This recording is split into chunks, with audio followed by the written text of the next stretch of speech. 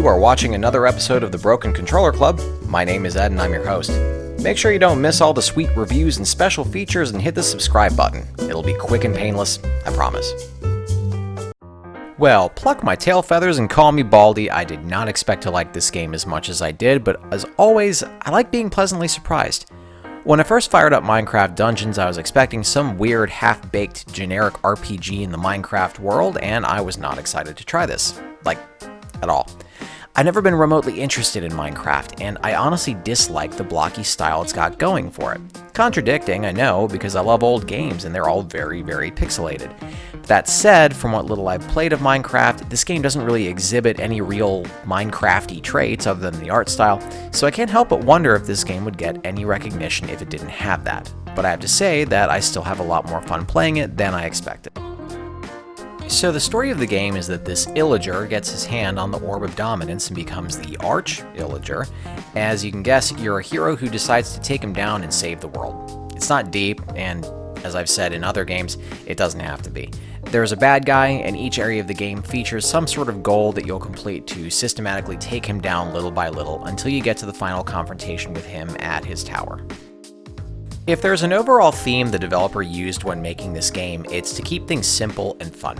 You can pick this game up and learn the ins and outs within the first 2 areas and then just sit back and enjoy the rest of it for as long as you like. You start by picking a character skin, and then you play through the tutorial, then off you go to adventure in areas ranging from the woods to swamps, mines, desert temples, and more. As I mentioned earlier, as someone who really didn't care for Minecraft's art style, this game made me a believer and I really like it now. The animation is smooth, the worlds and characters are colorful, and the spell effects are this nice blend between blocky and flashy. The gameplay itself is really simple, to the point where you can play this with your kids and they won't get too angry or confused at how the systems work, but also this makes co-op really good as well. It's an action RPG with more emphasis on action than on min-maxing your gear and stats.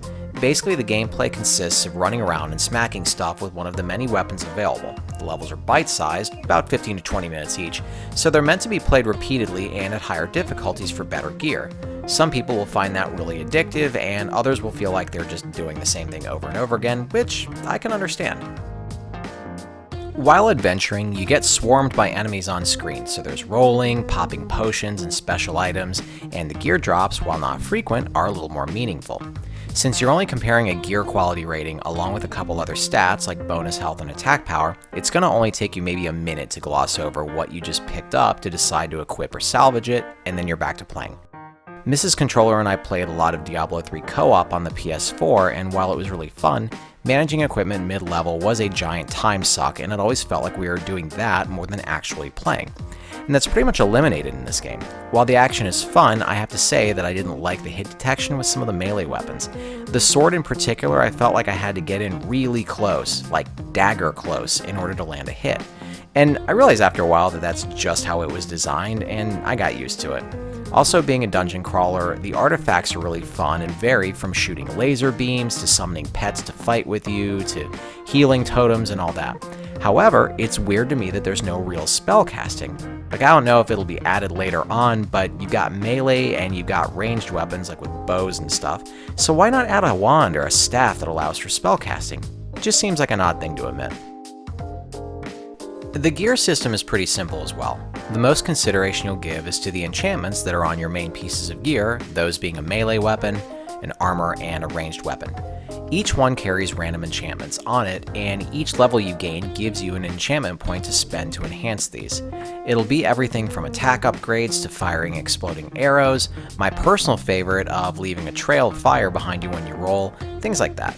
So depending on the enchantments on your gear, you can completely change how you're playing, and it's really fun. Finding the perfect combo of enchantments makes it hard to give up the gear you have, but when you finally decide to make the change, salvaging your gear gives you back all of those enchantment points to sink into the new gear. As I said before, you have a gear rating, and that dictates how much of a hard time you'll have with whatever difficulty you want to play in.